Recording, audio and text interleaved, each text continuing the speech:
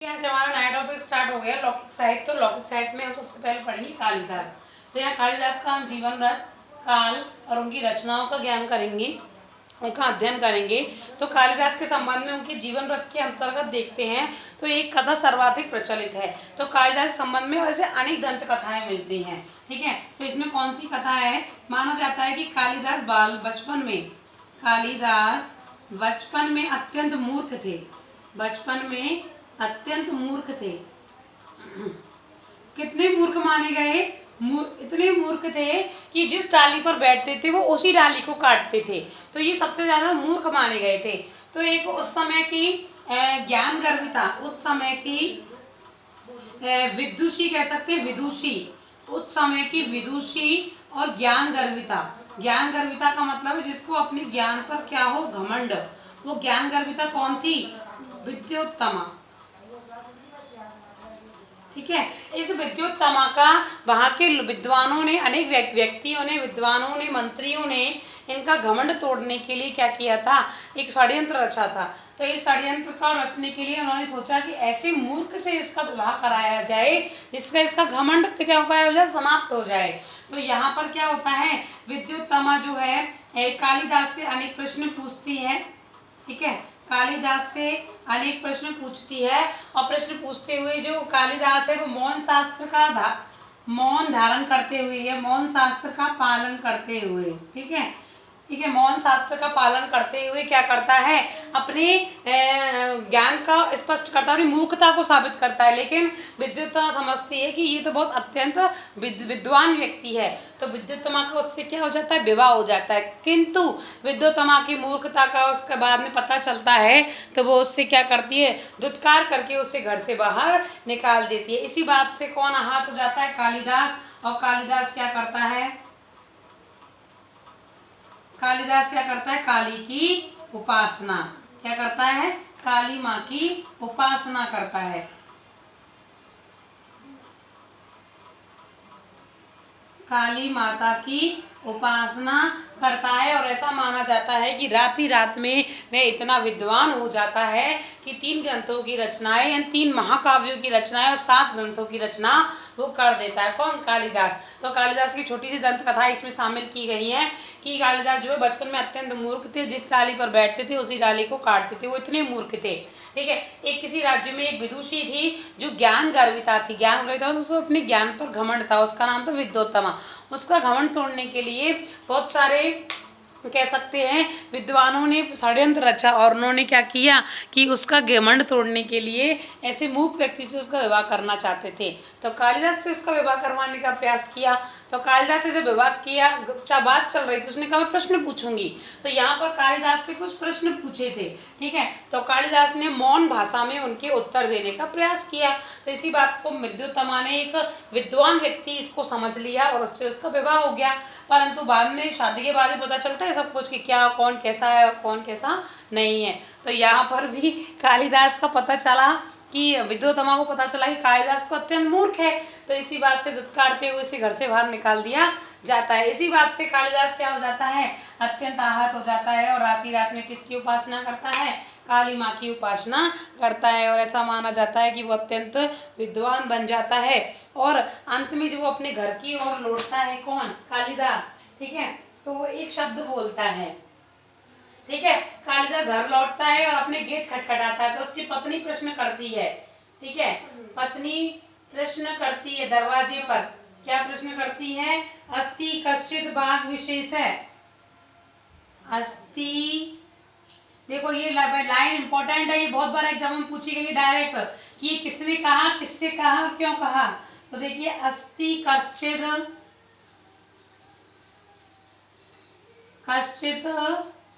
वाग विशेष।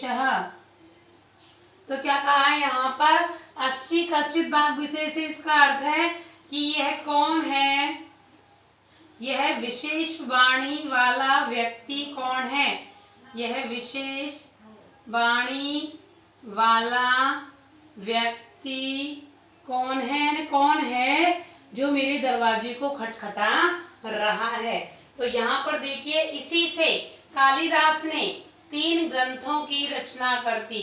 अपनी विद्युत्तमा के पत्नी के शब्द जो मुख से निकले, अस्ति कश्चित भाग विशेष है, इन्हीं से 3 महाकाव्यों की रचना कर दी।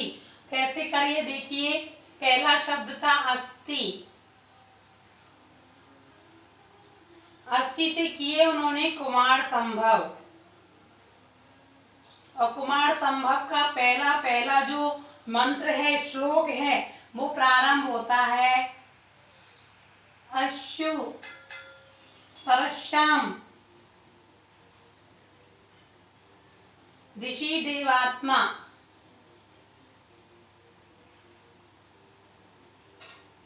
ठीक है।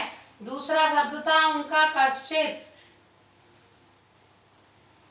और इससे रचना कर दी उन्होंने मेघदूत की, मेघदूतम। और इन्होंने कह दिया कश्चित कांता विरह गुरुणा, कश्चित कांता विरह गुरुणा। ठीक है। और तीसरा इन्होंने की थी वाग विशेष है, और वाग विशेष से इन्होंने कर दी रघुवंशम की रचना, और इसमें इन्होंने श्लोक दिया था वागर्थिव संप्रोक्तौ, वागर्थिव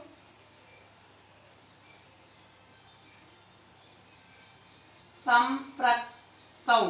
तो इस प्रकार इन्होंने 3 महाकाव्यों की रचना करी। हमें और भी रचनाएं हम पढ़ेंगे, लेकिन यहाँ पर जो इनका जीवन व्रत आ रहा है, तो जीवन व्रत से संबंधित हम चीजें पढ़ेंगे कि इनकी कुछ दंत कथाएं हैं कि पत्नी विद्युत्तमा मानी जाती है। इन्होंने काली की उपासना की। जब वो वापस लौटे तो उन्होंने, उनकी पत्नी ने प्रश्न पूछा, क्योंकि वो बहुत बुद्धिमान थी, ज्ञान गर्विता थी, ज्ञान का उनको बहुत घमंड था। तो अस्ति कश्चित भाग विशेष है। ठीक है। तो कालिदास ने इन्हीं 3 शब्दों पर क्या कर दी, अपने 3 महाकाव्यों की रचना कर दी।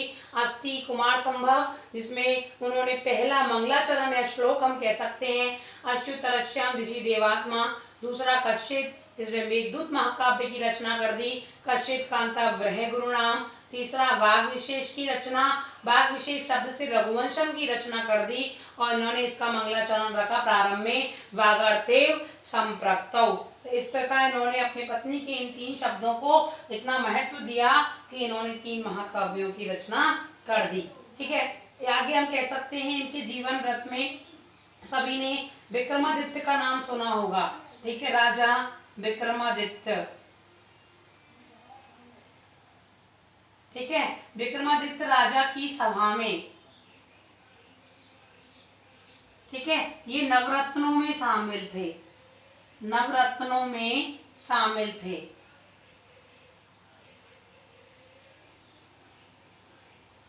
ठीक है। तो नवरत्नों के हम नाम लिख लेते हैं, जिससे आपको समझ में आएगा। पहले नंबर पे तो आप कालिदास ही लिख लीजिए।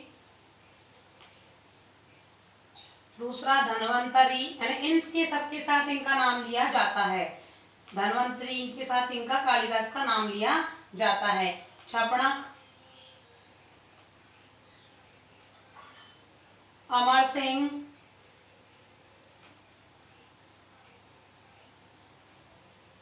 ठीक है, एक है शंकु,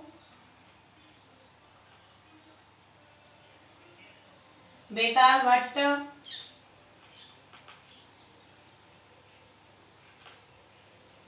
ठीक है, एक है घटक पर,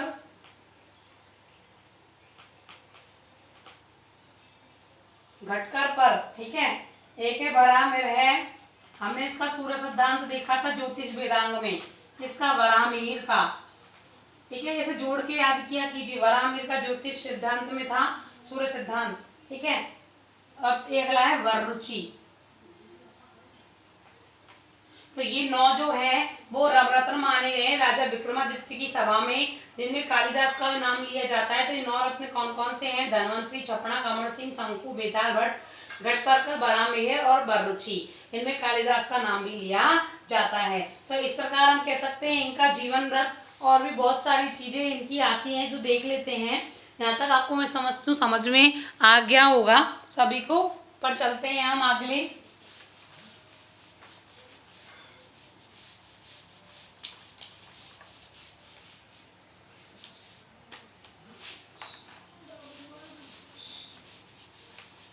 ठीक है, आगे हम कह सकते हैं कि एक किंवदंती और है, और वो किंवदंती क्या है देख लेते हैं। एक दंत कथा और है, तो ये तो पहली दंत कथा पढ़ी थी। एक दंत कथा और क्या शामिल है कि कालिदास सिंघल नरेश कुमारदास के मित्र थे। कालिदास किसके मित्र थे? कालिदास सिंघल नरेश, और सिंघल किसे माना जाता है? लंका को। ठीक है, लंका मतलब श्रीलंका। ठीक है, तो सिंघल नरेश कुमारदास के मित्र थे। सिंघल नरेश कुमारदास के क्या थे? मित्र थे। उनका अंतिम समय लंका में बीता। ऐसा माना जाता है कि कालिदास का अंतिम समय लंका में ही बीता। क्यों बीता? क्यों बीता? क्योंकि वहां एक वेश्या ने धन लोभ में उनकी हत्या कर दी। क्योंकि एक वेश्या ने धन लोभ में उनकी हत्या कर दी। ठीक है, तो ये दूसरी दंत कथा थी। पहली ही ज्यादा इंपॉर्टेंट है क्योंकि पहली बार में ही ज्यादा ध्यान दिया जाता है, बाकी दूसरी इंपॉर्टेंट नहीं, बाकी मैंने लिखा दिया है आपको। ठीक है, तो आगे देखिए, शिव जो थे, सॉरी जो कालिदास जो थे, ठीक है, कालिदास ये किसमें विश्वास रखते थे? शिव की अष्टमूर्ति, शिव की अष्टमूर्ति, ठीक है, रूप की चर्चा, शिव की अष्टमूर्ति रूप की चर्चा इन्होंने विशेष रूप से की है। कालिदास ने, इन्होंने विशेष रूप से की है, यानी शिव के अष्टमूर्ति रूप की चर्चा कालिदास ने विशेष रूप से की है। ठीक है, अब इनके निवास स्थान पर हम चर्चा कर लेते हैं। तो लोग यहाँ इनके निवास स्थान, कोई काशी मानता है, कोई बंगाल मानता है, कोई कहीं मानता है। तो हम भी उसी मतों को देख लेते हैं, क्योंकि हमें भी नहीं पता कि ये कहाँ के रहने वाले थे। बस इनके हम मतानुसार ही हम इनका अध्ययन कर सकते हैं। ठीक है, क्योंकि सब अपने अपने हिसाब से अपनी बैकग्राउंड को देखते हुए सब अपने अपने मत को प्रस्तुत करते हैं। तो यहाँ पर हम अपने मत देखेंगे। कालिदास का निवास स्थान, कालिदास का निवास स्थान, ये जीवन वृत्त के अंतर्गत ही शामिल किया जाएगा। कालिदास का निवास स्थान, तो देखिए इनका निवास स्थान काशी, काशी माना गया है। और किसके कारण माना गया है काशी? विद्योत्तमा से विवाह के कारण। ठीक है, क्योंकि विद्योत्तमा की दंत कथा इनसे जुड़ी हुई है, इसलिए काशी इनका निवास स्थान माना गया। विद्योत्तमा से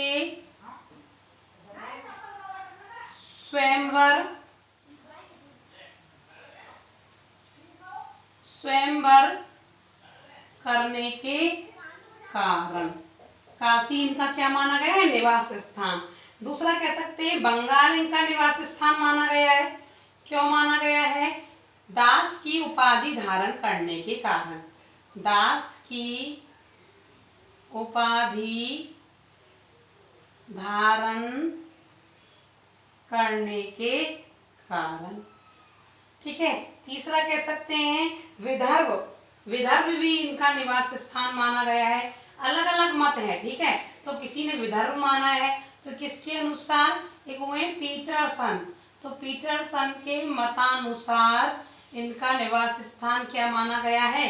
विदर्भ माना गया है। एक कह सकते हैं इनका निवास स्थान कई मतों अयोध्या माना गया है। क्यों माना गया है? कि जो इनका रघुवंशम ग्रंथ है, ठीक है, रघुवंशम ग्रंथ से, रघुवंशम में अत्यधिक आकर्षण के कारण, यानी इन्होंने रघुवंशम ग्रंथ का एक बहुत अच्छे से वर्णन प्रस्तुत किया है, इसलिए यहाँ पर लोगों को लगता है कि ये अयोध्या निवासी हैं, क्योंकि श्री राम के समकालीन ही रहे होंगे शायद, ऐसा लोग मानते हैं। ठीक है, तो अयोध्या निवास स्थान होने के कारण इन रघुवंशम के कारण इसे माना गया है। आगे हम देख सकते हैं मिथिला, ठीक है। तो इनका स्थान मिथिला भी कहा है, कई लोगों ने इनका निवास स्थान मिथिला माना है। और क्यों माना है? उच्चेठ ग्राम में दुर्गा मंदिर होने के कारण। एक उच्चेठ ग्राम है, उच्चेठ ग्राम में दुर्गा मंदिर के कारण। और सभी जानते हैं कि जो कालिदास है वो क्या माने गए हैं? देवी के, काली के भक्त, दुर्गा के भक्त। और इसलिए उन्होंने मान लिया कि वो दुर्गा माँ की आराध्य हैं, ठीक है। तो इसलिए उनका मिथिला निवास स्थान मान लिया है। तो इस प्रकार हम कह सकते हैं इनका निवास स्थान हुआ। काल, समय, समय हम इनका कहेंगे कैसे कैसे विभाजित है। तो देखिए, जो इनका समय है वो दो प्रकार से बांटा है, एक तो है पूर्व सीमा और एक उत्तर काल सीमा, ठीक है। इनका समय जो मात्र बांटा है वो है एक तो पूर्व काल सीमा। भाई कईयों ने इनका समय पूर्व काल सीमा में माना है और कईयों ने इनका समय माना है उत्तर काल सीमा निश्चित किया है, ठीक है। इनका काल कईयों ने पूर्व काल सीमा निश्चित किया है और कईयों ने इनका उत्तर काल सीमा निश्चित किया है। तो मतलब दो प्रकार के इन्होंने क्या माने? प्रमाण माने हैं। तो उत्तर काल सीमा के निश्चय में मालविका अग्निमित्रम की सहायता से मिलता है। यानी इनका समय जो पूर्व काल में माना गया है वो किसके अनुसार माना गया है? मालविका अग्निमित्रम। ये इनकी रचनाएं हैं, ठीक है, ध्यान रखना आप। इनकी रचनाओं को मैं एक साथ लिखा दूंगी। तो इनकी रचना है मालविका अग्निमित्रम। तो उसमें इनका जो निश्चित समय माना गया है वो पूर्व काल सीमा के अंतर्गत माना गया है, ठीक है। और वो कैसे कैसे माना गया है ये मैं आपको बता देती हूँ, ठीक है। ऊपर देखते हैं हम, और वीडियो पॉज करके आप नोट करते जाना है। कालिदास का छोटा सा ही टॉपिक है तो शायद आज तो नहीं हो पाएगा लेकिन कल ये कंप्लीट हो जाएगा, क्योंकि इनकी रचनाएं हैं ज्यादा। इसकी 7 रचनाएं हैं, तो हम कम से कम इनकी 7 रचनाओं का तो वर्णन करेंगे ही। तो हम इसका काल में वर्णन देखते हैं।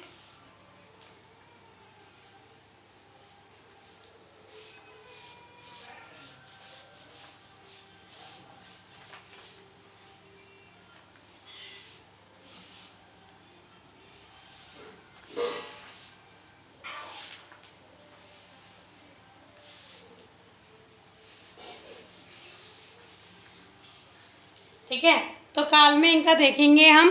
तो इस नाटक का जो नायक है, कौन से नाटक का? मालविका अग्निमित्रम का। उस नाटक के राजा का है? अग्निमित्र है। तो देखिए, मालविका अग्निमित्रम,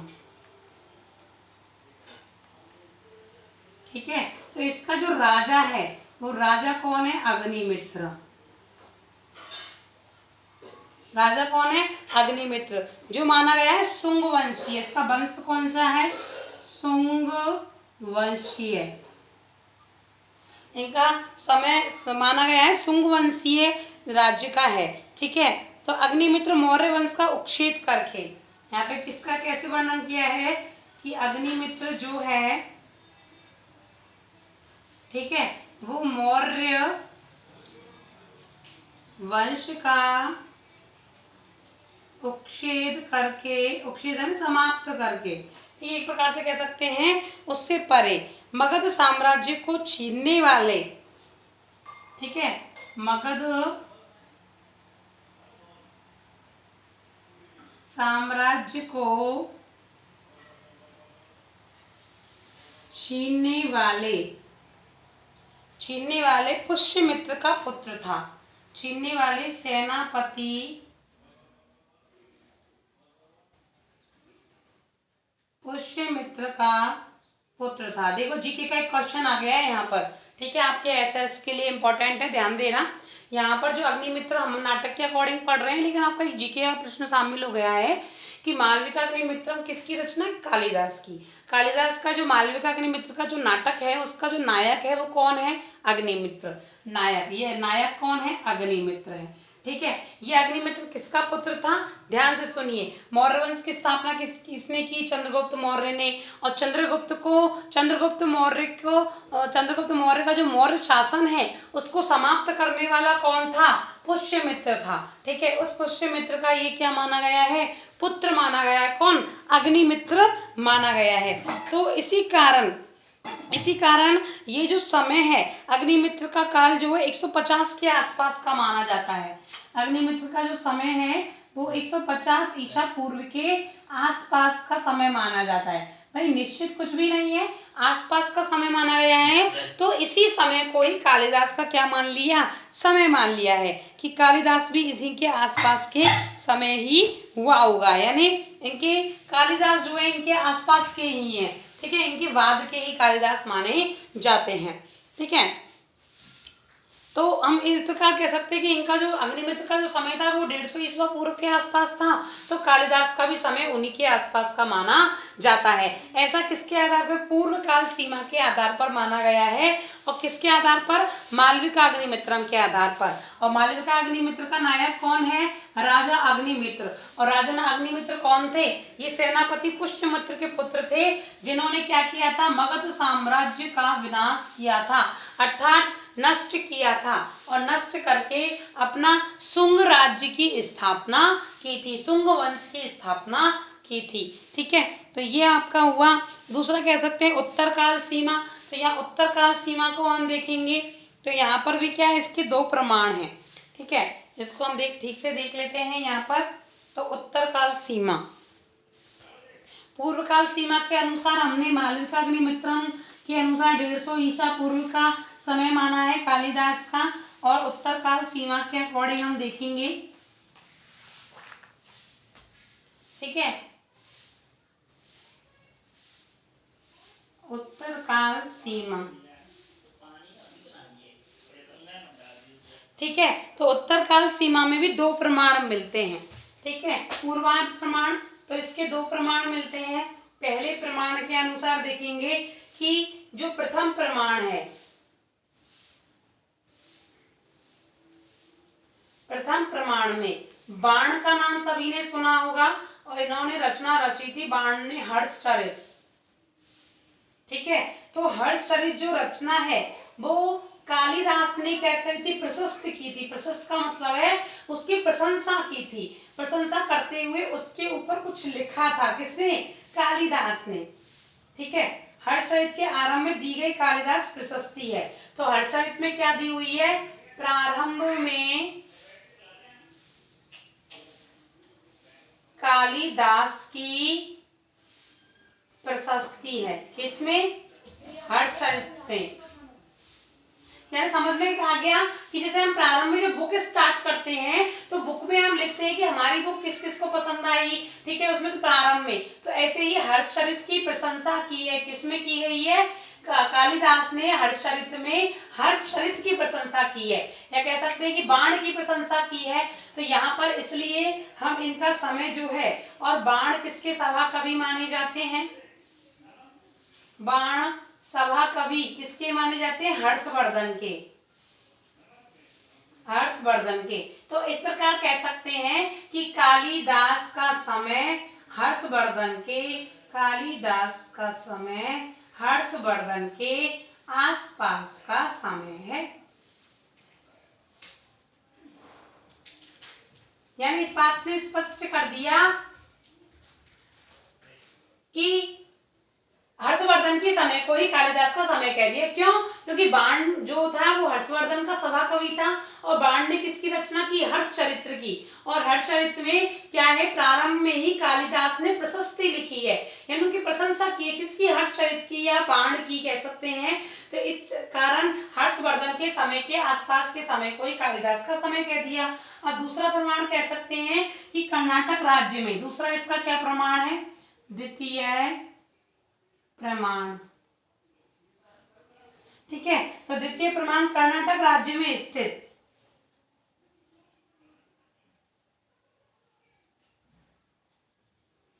कर्नाटक राज्य में स्थित क्या था? एक ऐहोल, कर्नाटक राज्य में स्थित ऐहोल शिलालेख प्राप्त होता है।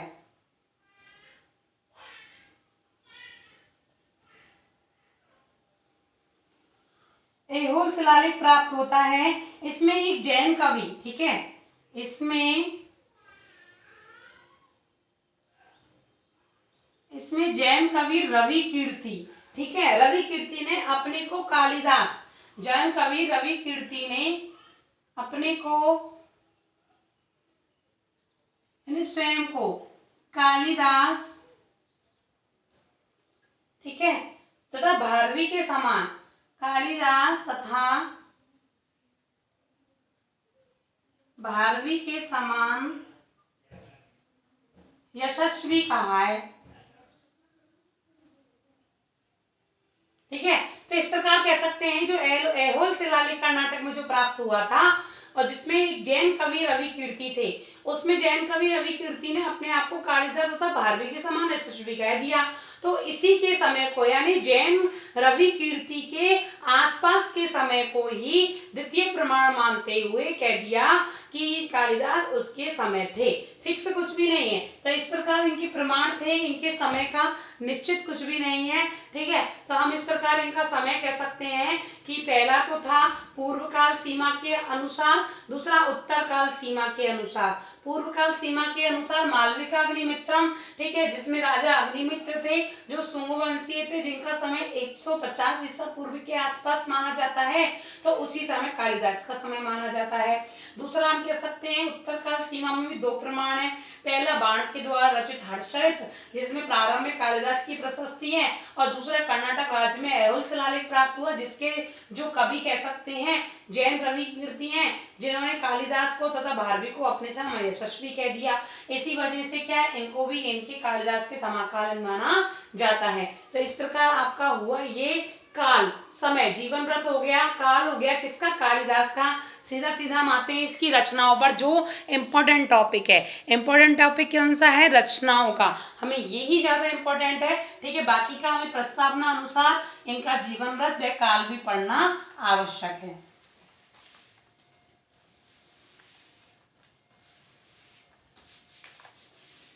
मैं देख रही हूँ कि बच्चे बहुत कम वीडियो देखते हैं, ठीक है भाई, टाइम पे वीडियो देखो और उनके नोट्स बनाओ। आप सोचेंगे कि वीडियो तो बन के आ गई इसलिए कल देख लेंगे, परसों देख लेंगे, ऐसे कर करके आपकी वीडियो इकट्ठी हो जाएंगी, फिर आपको नहीं पढ़ने का मन करेगा। इसलिए पर डे की वीडियो देखिए और ज़्यादा से ज़्यादा सभी लोग पढ़िए।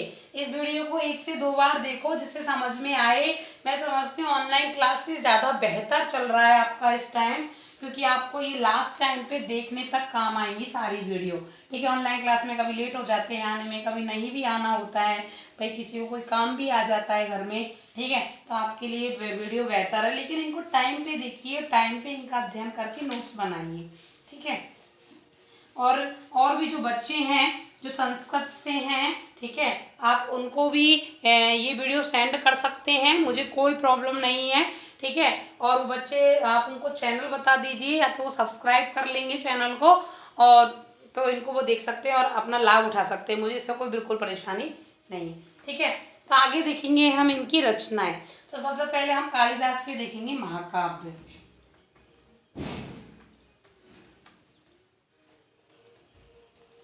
मेरा वीडियो बनाने का उद्देश्य पहला तो खैर है ये कि मेरे यहाँ नेटवर्क प्रॉब्लम है, ठीक है, तो मैं ऑनलाइन क्लासेज आपकी नहीं ले पाती हूँ, परंतु सबसे ज़्यादा फायदा भी आपको, क्योंकि आप रोज़ रोज़ जो मैसेज करते हो मैम मुझे उस दिन के नोट्स चाहिए, मैंने क्लास अटेंड नहीं की, तो मैं समझती हूँ सबकी शिकायतें ख़त्म हो गई हैं। सबको जिसको भी जो चाहिए वो सब उपलब्ध है, मांग लीजिए कभी भी वीडियो के रूप में। और इससे अच्छी क्लास आपको नहीं मिल पाएगी, क्योंकि ऑनलाइन में मैं समझती हूँ कि दिक्कत होती है थोड़ी सी, ठीक है, कभी ब्लर दिखता है, कभी नेटवर्क कनेक्ट हो जाता है, कभी आवाज़ कटने लग जाती है, लेकिन इसमें हमें कोई परेशानी नहीं हो रही है। किसी को प्रॉब्लम आए तो आप बिल्कुल मैसेज करके पूछ सकते हैं।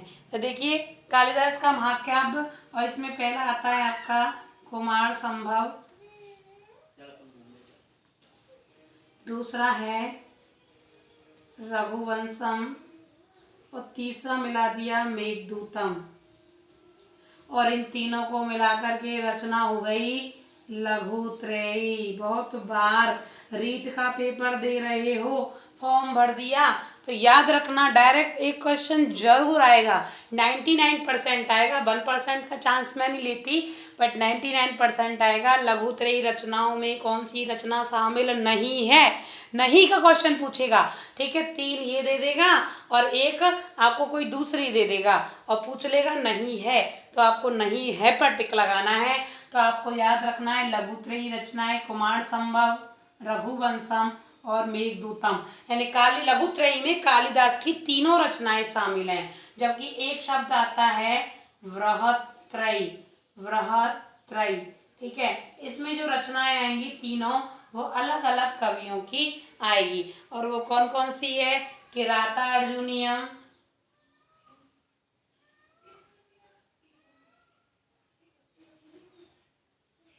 किरातार्जुनीयम, दूसरी आती है शिशुपाल वधम,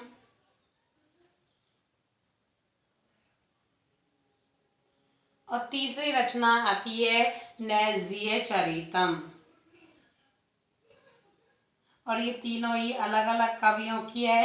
किरातार्जुनीयम है भारवी की, शिशुपाल वध है माघ की, और नैज़्य चरितम है हर्षचरित की, हर्ष की, श्री हर्ष बोल सकते हैं, वो हर्षचरित नहीं, श्री हर्ष, सॉरी, श्री हर्ष, ठीक है।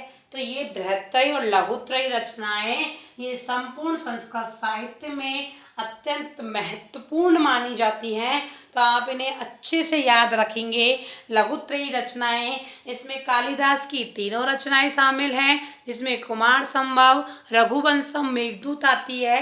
वैत्रेयी रचना में जो है वो आपकी किरातार्जुनीयम, शिशुपाल वधम, नैज़्य चरितम। किरातार्जुनीयम भारवी के द्वारा रचित है, शिशुपाल वध जो है माघ के द्वारा रचित है, और नैज़्य चरितम श्रीहर्ष के द्वारा रचित है। फर्स्ट में जो हमारा टॉपिक आता है वो आता है कुमार संभव, क्योंकि सर्वप्रथम रचना कालिदास के द्वारा किसकी की गई? कुमार संभव की। और किस शब्द से की गई? पत्नी की किस शब्द से की? अस्ति, अस्ति सरस्याम दिशि देवात्मा, ठीक है, इस शब्द से इन्होंने मंगलाचरण का प्रारंभ किया, ठीक है।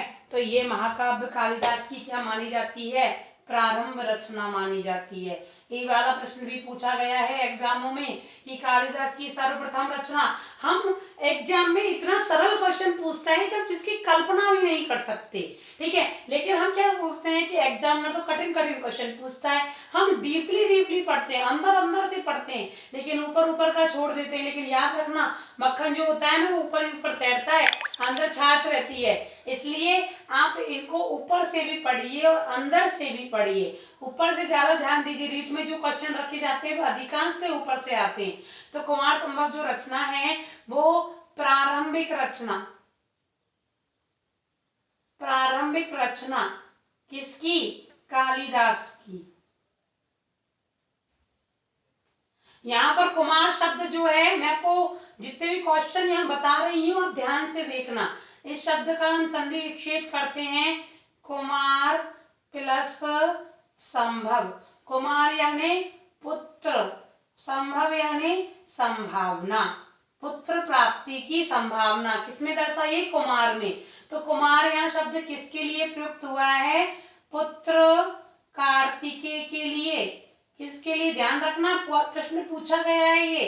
पुत्र किसके लिए यहाँ पर शब्द यूज में हुआ है? कुमार पुत्र कार्तिकेय के लिए, जिसकी क्या है? संभावना है, ऐसा माना गया। छोटी सी कथा बता देती हूँ कि एक तारकासुर हुआ था, तारकासुर, जिसका विनाश जो है वो शिव पार्वती के अंश से ही संभव था। लेकिन क्या हुआ कि जो शिवजी थे, ठीक है, उनकी पत्नी सती, उन्होंने क्या किया था? दाह कर लिया था, आत्मदाह कर लिया था। इस चक्कर में जो शिवजी थे वो संन्यास धारण कर लिया या पूरा योग धारण कर लिया।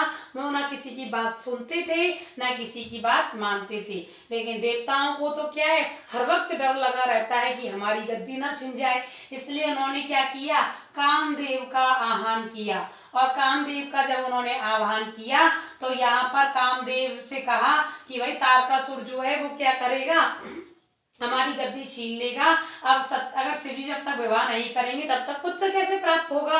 तो इन्होंने क्या किया, कामदेव को इस कार्य में लगा दिया, संपूर्ण माहौल कामामय कर दिया, ठीक है, और शिव जी को इस कार्य में लगाने के लिए प्रयत्न किया। तो शिव जी ने जब तीसरे, कहते हैं शिव जी जब अपने योग बल से उठते हैं या अपने ध्यान से उठते हैं तो उनका कौन सा नेत्र खुलता है, तीसरा नेत्र, और तीसरा नेत्र खुलते ही कामदेव जी भस्म, और कामदेव भस्म हो गए। तो इनकी पत्नी थी रति, जो रति क्या करती है, विलाप करती है, क्योंकि उनका पति समाप्त हो गया, ठीक है। तो रति को यहाँ पर जो इंद्र है वो, सॉरी शिव जी जो है वो क्या देते हैं, वरदान देते हैं। वो रति कहती है शिव जी से कि मेरा क्या कसूर है, मेरा पति मुझसे छीन लिया गया। तो शिव जो है वो उनको वरदान देते हैं कि तुम्हारा पति सभी व्यक्तियों के अंदर अंश रूप में मौजूद रहेगा, यानी कामदेव के रूप में मौजूद रहेगा, ठीक है।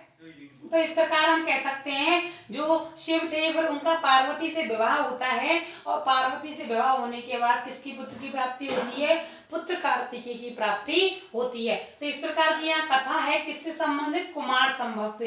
कुमार का मतलब है पुत्र कार्तिकेय, जिसकी संभावना है उत्पन्न होने की, वो किससे उत्पन्न होगा, शिव और पार्वती से, ठीक है। तो यहाँ पर बस यही वर्णन इसमें दिया हुआ है, जो क्या है, कितने अध्यायों में बांट दिया, 17। इसमें कितने सर्ग माने गए हैं ये देख लीजिए। पहले तो मैंने आपको लिखा था कुमार प्लस संभव, कुमार प्रयुक्त हुआ है यहाँ पुत्र कार्तिकेय के लिए। इस बात का सभी ध्यान रखना, ये छोटे प्रश्नों में पूछ लिया जाता है, ठीक है। दूसरा, इसमें जो सर्ग माने गए हैं, इसके सर्गों का बहुत बार प्रश्न आया है। 17 सर्ग हैं। कितने सर्ग हैं इसमें, कुमार संभव में 17 सर्ग माने गए हैं, और ऐसा माना जाता है कि 1 से 8 तक के सर्ग किसने लिखे हैं, कालिदास ने लिखे हैं। तो बाकी के 9 से और 17 तक के जो सर्ग हैं वो परवर्ती आचार्य, यानी पूर्व में जो आचार्य हुए थे इस ग्रंथ को कंप्लीट करने के लिए लिखे। क्यों लिखे, ये कारण बताऊंगी। भाई कालिदास ने इसको कंप्लीट क्यों नहीं किया, तो 9 से 17 तक के जो सर्ग थे वो परवर्ती विद्वानों ने लिखे। परवर्ती किसी का नाम नहीं है, परवर्ती का मतलब है पूर्व से पूर्व के आचार्य, ठीक है। तो क्यों लिखे, क्योंकि 8वें सर्ग में यहाँ शिवजी पर क्या है, कामदेव का वास हो गया, ऐसा मानते हैं। तो इन्होंने शिवजी की अत्यंत ही एक निंदनीय स्तुति यहाँ पर कर दी। किसने, कालिदास ने एक निंदनीय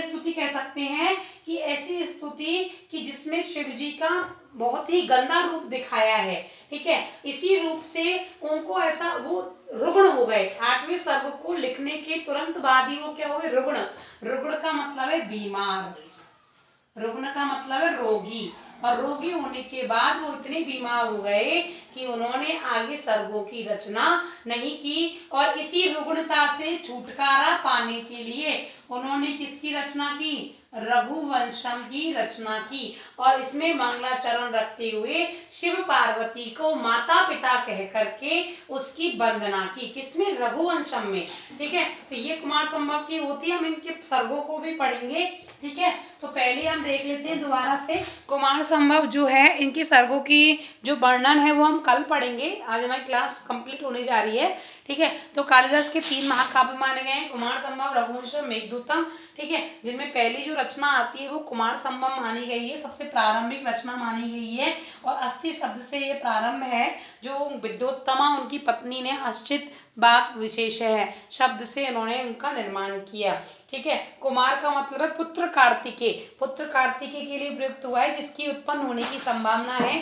तारकासुर से विनाश के लिए यहाँ पर देवताओं ने शिवजी से आराधना की, कामदेव ने आराधना की और उनका पार्वती से विवाह करवाया और पुत्र कार्तिकेय की प्राप्ति हुई। जो 1 से 8 तक के जो सर्ग माने गए हैं वो कालिदास ने लिखे हैं, बाकी के 9 से 17 तक के जो सर्ग हैं वो अन्य आचार्यों ने, अन्य विद्वानों ने लिखे हैं। क्यों लिखे हैं, क्योंकि ऐसा माना जाता है कि 8वें सर्ग में शिवजी का अत्यंत निंदनीय रूप उन्होंने स्पष्ट कर दिया, ठीक है।